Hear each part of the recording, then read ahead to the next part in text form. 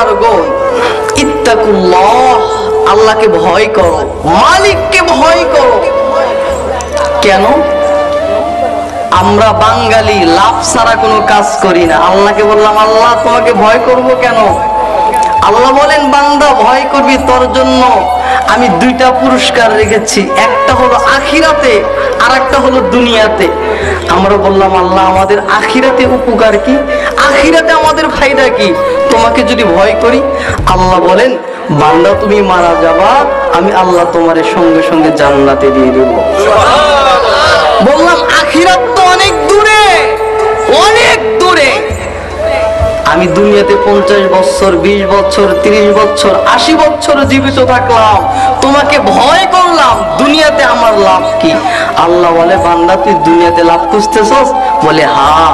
আল্লাহ তাআলা সূরা তালাক 28 নম্বর পারা 17 নম্বর পৃষ্ঠা 2 এবং 3 নম্বর আয়াতের মধ্যে উল্লেখ করেন, বান্দা তুমি যদি দুনিয়াতে আমি আল্লাহকে ভয় করো, তোমার জন্য দুইটা পুরস্কার আমি রেখে দিলাম। এক নম্বর পুরস্কার আল্লাহ বলেন,